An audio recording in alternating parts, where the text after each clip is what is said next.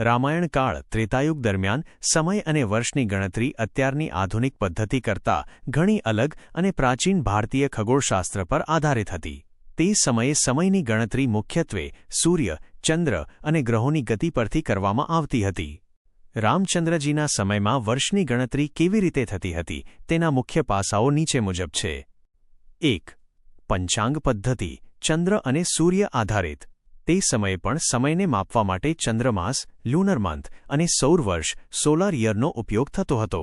તિથિ, એક દિવસને તિથિમાં વહેંચવામાં આવતો. પક્ષ, 15 દિવસના સમૂહને પક્ષ, શુક્લ પક્ષ અને કૃષ્ણ પક્ષ કહેવાતો. માસ, 2 પક્ષ મળીને એક મહિનો બનતો. 2.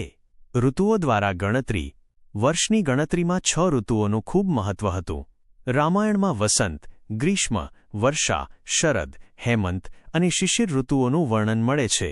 2 મહિનાની એક ઋતુ ગણાતી અને 6 ઋતુઓ પૂરી થાય એટલે એક વર્ષ સંવત્સર પૂરું થયું ગણાતું. 3.